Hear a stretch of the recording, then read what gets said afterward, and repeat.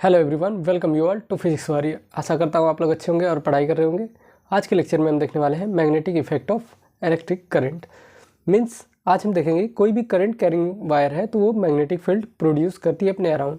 अब हम कहने से तो मान नहीं सकते यहाँ पे, तो उसको हम प्रूव करके दिखाएंगे कि आज जो ये सपोज दैट ये कंडक्टर है और इसमें से अगर करंट फ्लो हो रही है तो इसके अराउंड मैग्नेटिक फील्ड जनरेट होगी। जैसा कि हमने लास्ट लेक्चर में देखा था, जो मैग्नेटिक फील्ड लाइंस के बारे में हमने देखा और उसकी कुछ प्रॉपर्टीज़ को हमने पढ़ा था।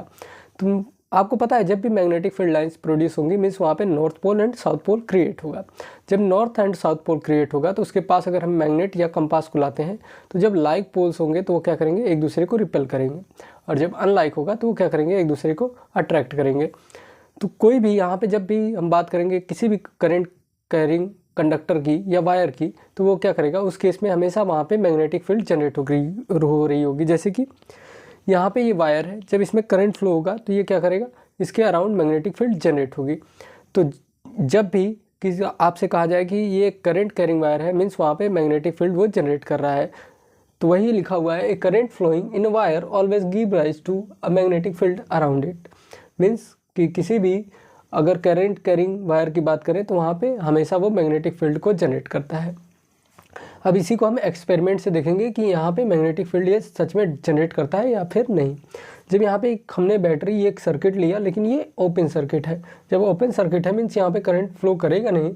जब करंट फ्लो नहीं करेगा मीन्स ये बल्ब ग्लो नहीं करेगा। जब बल्ब ग्लो नहीं करेगा और इसके पास हम कंपास लाएंगे, सपोज दैट हमने कंपास लाया है यहाँ पे, तो ये क्या करेगा, ये एज इट इज़ रहेगा जैसे था, यहाँ पे डिफ्लेक्शन नहीं होगा। लेकिन हमने अभी कंपास यहाँ पे सेकंड केस में रखा है यहाँ पे, और ये बल्ब है हमारे पास। जैसे ही हम इस सर्किट को क्लोज करेंगे तो क्या होगा, करंट फ्लो करने लगेगी।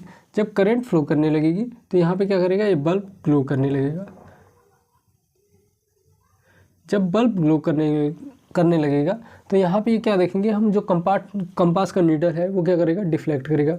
मीन्स कुछ वो इस तरह से हो जाएगा। ये क्या होगा, compass needle deflect, compass needle deflect, और ये बल्ब क्या कर रहा है, ग्लो कर रहा है।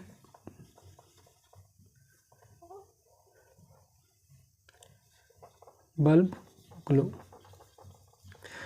तो जब भी सर्किट कंप्लीट होगी यहाँ पे करंट फ्लो होगा। जब करंट फ्लो होगा तो उसमें क्या होगी, जो हमने कंपास वहाँ पे प्लेस किया था उसके नीडल में डिफ्लेक्शन होगा। मीन्स उसके अराउंड क्या हो रहा है, मैग्नेटिक फील्ड प्रोड्यूस हो रही है। इसका डिफ्लेक्शन होने का मतलब क्या है कि या तो वो अट्रैक्ट हो रहा होगा या तो वो अवे जा रहा होगा। जब अवे या फिर अट्रैक्ट हो रहा होगा तो वहाँ पे इसलिए हो रहा होगा क्योंकि वहाँ पे मैग्नेटिक फील्ड जनरेट हो रही है। तो यही क्या है, the deflection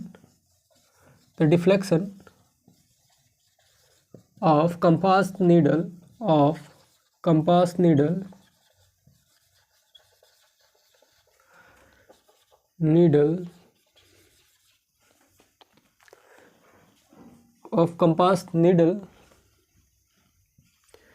by a current carrying wire, by a current carrying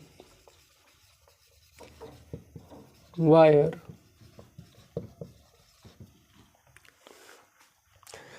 in the above experiment, in the above figure या experiment, in the above figure, या हम फिर एक्सपेरिमेंट लिखेंगे अच्छा रहेगा। in the above experiment,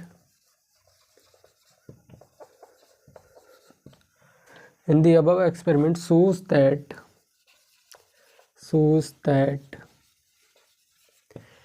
a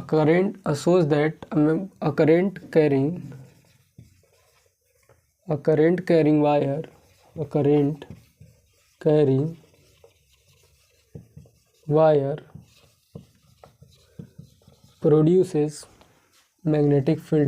produces magnetic field, means जो deflection हमने देखा कंपास नीडल में, वही हमें क्या बताता है कि जो ये करंट कैरिंग वायर है वो क्या कर रही है, अपने आसपास मैग्नेटिक फील्ड प्रोड्यूस कर रही है। जैसे कि आजकल आपने देखा होगा स्कूल्स, कॉलेजेस, जो भी हाउस बन रहे हैं जिसमें वायरिंग होती है वो क्या होती है, दीवार के अंदर होती है। मीन्स जैसे ये दीवार है तो उसके अंदर हो जाएगी और उसके ऊपर प्लास्टर कर दिया जाता है। जब प्लास्टर हो जाता है तो उसके बाद क्या होता है, हमें बाहर से दिख नहीं रही है, लेकिन कभी हो सकता है बाय द वे आपकी लाइट या फिर कहीं अंदर से वायर में कुछ डैमेज आ गया, तो उसकी वजह से क्या होगा, कहीं पे वर्क नहीं कर रहा होगा। तो अब कैसे जो आता है मैकेनिक, वो कैसे, जो इलेक्ट्रिशियन आएगा तो वो कैसे पता करेगा कि वायर कहाँ पे है। तो वो क्या करता है, वहाँ पे आपको पता है कि उसमें से ढेर सारी वायर जाती हैं, 1 2 3 हम ले जाते हैं। तो वहाँ पे क्या करेगा, वो लेके जाता है कंपास। कंपास जब लेके जाएगा दीवार के आसपास, तो जहाँ पे वायर होगी वहाँ पे डिफ्लेक्शन शो करेगा, क्योंकि आपको पता है जो करंट कैरिंग वायर होती है वो क्या करेगी, मैग्नेटिक फील्ड प्रोड्यूस करेगी। जब मैग्नेटिक फील्ड प्रोड्यूस करेगी तो ये जो मैग्नेट हम लेके जा रहे हैं, जैसे सपोज दैट ये बोर्ड हमारी दीवार है और उसके अंदर कहीं पे वायर है, सपोज दैट यहाँ पे है। जब हम यहाँ पे कंपास को ले जाएंगे तो यहाँ पे डिफ्लेक्शन नहीं होगा, यहाँ पे ले जाएंगे तो नहीं होगा, लेकिन जब यहाँ पे ले जाएंगे तो डिफ्लेक्शन होगा। जब यहाँ पे ले जाएंगे तो डिफ्लेक्शन होगा, तो वो क्या करेगा, इलेक्ट्रिशियन यहाँ पे तोड़ेगा और फिर उसे बना देगा। तो यही जो हमने एक्सपेरिमेंट किया, इसकी हेल्प से हम क्या करते हैं, हम कहीं पे अगर अंडर वायर है जो मीन्स हमें दिखाई नहीं दे रही है और उसमें करंट फ्लो हो रही है, तो हम उसे फाइंड आउट कर सकते हैं। तो यहाँ तक पॉज करके आप नोट डाउन कर लो, इसके आगे फिर देखते हैं हम।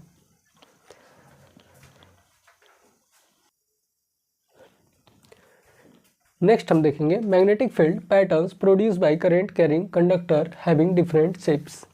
मीन्स अगर कोई भी करंट कैरिंग कंडक्टर है, अगर उसके शेप पे भी डिपेंड करता है कि जो मैग्नेटिक फील्ड लाइंस वो कैसी प्रोड्यूस होंगी, means circular in nature produce होंगी या किसी और तरह की प्रोड्यूस होंगी। तो ये सारी चीज़ें हम देखेंगे। तो अलग अलग कैसे शेप होंगे कंडक्टर के वो देखेंगे हम पहले। तो जो कोई कंडक्टर आपने देखा होगा, जैसे स्ट्रेट वायर हो गई या स्ट्रेट कंडक्टर हो गया, तो वहाँ पे कैसी मैग्नेटिक फील्ड लाइंस जनरेट होगी। आपने सर्कुलर वायर देखा होगा, जैसे हमने वायर को इस तरह से सर्कल में करके रख दिया वहाँ पे, तो वहाँ उस केस में कैसे मैग्नेटिक फील्ड लाइंस जनरेट होगी और सोलेनॉइड के केस में कैसे जनरेट होगी। तो आज पहले देखेंगे हम स्ट्रेट वायर जो होता है या स्ट्रेट कंडक्टर होता है उसके द्वारा कैसे मैग्नेटिक फील्ड लाइंस जनरेट की जाती है। तो पहले देखते हैं कि यहाँ पे 3 डिफरेंट टाइप्स ऑफ शेप्स हम देखेंगे। पहला है स्ट्रेट कंडक्टर और स्ट्रेट कंडक्टर, या इसी को हम कह सकते हैं वायर। स्ट्रेट कंडक्टर और स्ट्रेट वायर।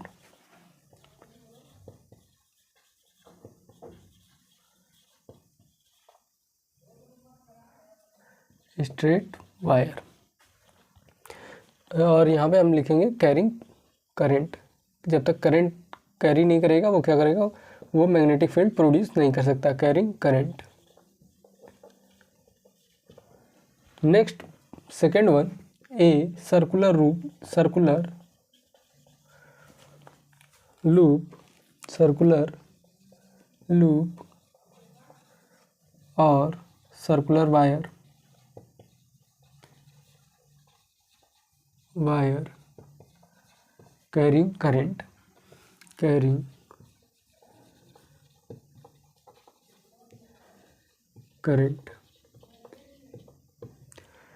और C1 है हमारे पास सोलेनॉइड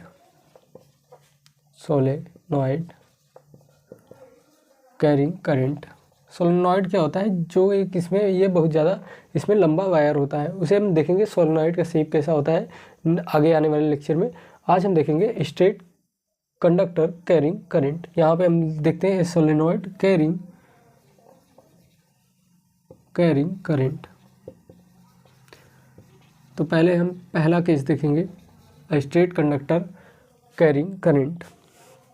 तो यहाँ पे हम लिखते हैं magnetic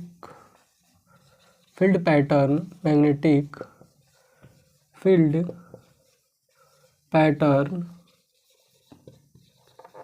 patterns produce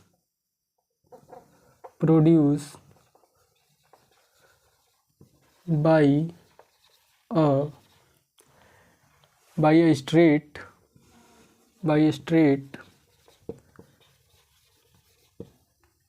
wire carrying current।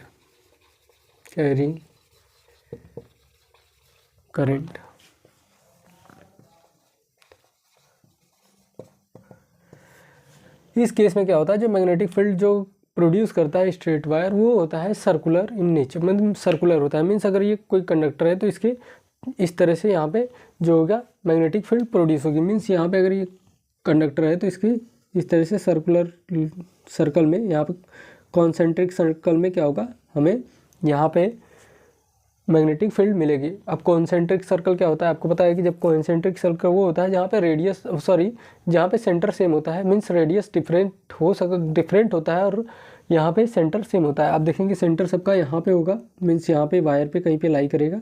इसके आप अच्छे से डायग्राम जब बनाएंगे तो ये कहीं वायर पे लाई करेगा।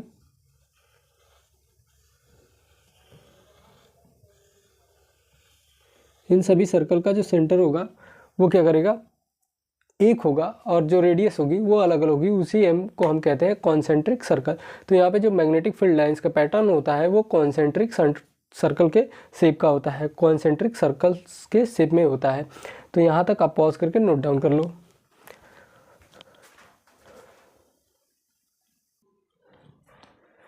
जैसा कि मैंने आपको अभी एक्सप्लेन किया वही लिखा हुआ है, the magnetic field lines around a straight conductor carrying currents are concentric circle whose centre lies on wire. जैसा कि मैंने अभी बताया कि अगर ये कोई कंडक्टर करंट कैरिंग कंडक्टर है तो इसके अराउंड जो मैग्नेटिक फील्ड लाइंस होंगी वो सर्कल में होंगी और उनका वो कैसा सर्कल होगा, वो सर्कल्स जो होंगे वो कॉन्सेंट्रिक सर्कल्स होंगे, मीन्स उनका सेंटर एक होगा और वो सेंटर क्या करेगा, लाई करेगा इस वायर के ऊपर, इस कंडक्टर या वायर के ऊपर लाई करेगा। Magnetic field lines are in circular in nature. मैंने आपको बताया कि जो अभी ये कंडक्टर के जो अराउंड मैग्नेटिक फील्ड प्रोड्यूस हो रही है वो क्या हो रही है, सर्कुलर इन नेचर है, मीन्स वो सर्कल के फॉर्म में प्रोड्यूस हो रही है। The magnitude of magnetic field produce by a straight carrying conductor wire at a given point is. अगर ये कंडक्टर है और इसमें से करंट फ्लो कर रही है तो जो यहाँ पे हम सपोज दैट हमें इस पॉइंट पे मैग्नीट्यूड निकालनी है, इस पॉइंट पे मीन्स यहाँ पे हमें इसका मैग्नीट्यूड निकालना है कि कितना मैग्नेटिक फील्ड है। तो वहाँ पे मैग्नेटिक फील्ड जो होगा वो डिपेंड करेगा कि ये जो कंडक्टर है इसके अंदर कितना करंट फ्लो कर रहा है, उसके डायरेक्टली प्रोपोर्शनल होगा। मीन्स अगर 5 एम्पियर करंट है तो जो मैग्नीट्यूड होगा मैग्नेटिक फील्ड का वो कुछ होगा, 10 होगा तो वो बढ़ जाएगा, अगर 2 हो गया तो वो कम हो जाएगा, मीन्स इसके डायरेक्टली प्रोपोर्शनल आएगा। अगर करंट बढ़ेगा तो मैग्नेटिक फील्ड का जो मैग्नीट्यूड है वो भी बढ़ेगा। लेकिन अगर यही डिस्टेंस की बात करें तो डिस्टेंस के इन्वर्सली प्रोपोर्शनल होता है। मीन्स अगर इसमें से 5 एम्पियर करंट फ्लो कर रही है तो हम यहाँ पे निकालेंगे यहाँ पे मैग्नीट्यूड निकालेंगे इस पॉइंट पे, तो वहाँ पे क्या होगा, सपोज दैट ये हमारे पास एक कंडक्टर है और इस पॉइंट पे हमें निकालना है। अगर इस पॉइंट पे हम निकालेंगे और इसमें 5 एम्पियर करंट फ्लो कर रही है तो यहाँ पे कुछ मैग्नीट्यूड आएगा और जैसे हम दूरी बढ़ाते जाएंगे जो मैग्नीट्यूड है मैग्नेटिक फील्ड का वो कम होता जाएगा, मीन्स वो इसके इन्वर्सली प्रोपोर्शनल होगा। तो वही लिखा है, पहला है first point, directly proportional to the current passing in the wire, कितना करंट पास हो रहा है वायर में उसके डायरेक्टली प्रोपोर्शनल होगा, और inversely proportional to the distance of that point from the wire, और वायर से कितना ज़्यादा डिस्टेंस है, कितना डिस्टेंस पे है वो पॉइंट, उस पर उसके डिस्टेंस से इन्वर्सली प्रोपोर्शनल होगा। अब यहाँ पे तो हमने कॉन्सेंट्रिक सर्कल की बात कर दी, मैग्नेटिक फील्ड की बात कर दी।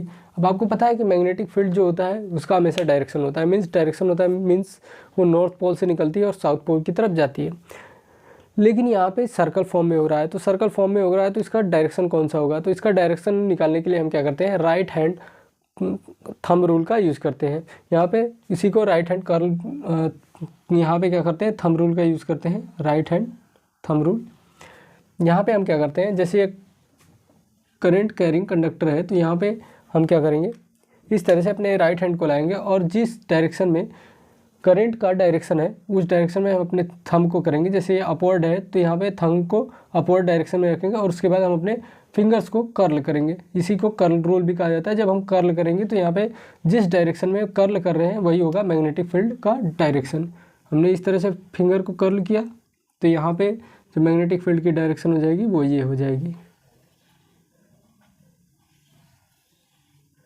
और यही अगर कंडक्टर में इस तरह से फ्लो हो रहा होता तो हम क्या करेंगे, राइट हैंड का रूल यूज करेंगे और यहाँ पे थंब को डाउनवर्ड करंट की डायरेक्शन में ले जाएंगे और कर्ल करेंगे।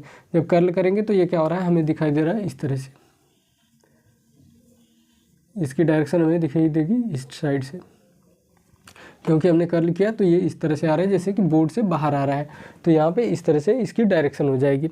और अगर यहाँ पे इस तरह से होगा, मतलब अगर किसी भी तरह से हम कंडक्टर को प्लेस कर दें तो हमें अपने थंब को करंट की डायरेक्शन में रखना है और अपने फिंगर्स को कर्ल करना है। जब जिस डायरेक्शन में हम फिंगर्स को कर्ल कर रहे हैं वही डायरेक्शन हमारी होगी मैग्नेटिक फील्ड की। तो आई होप आप लोगों को समझ में आया होगा। जो भी आपकी क्वेरीज है आप कमेंट सेक्शन में कमेंट करिए। मिलते हैं नेक्स्ट लेक्चर में, तब तक पढ़ते रहिए। All the best.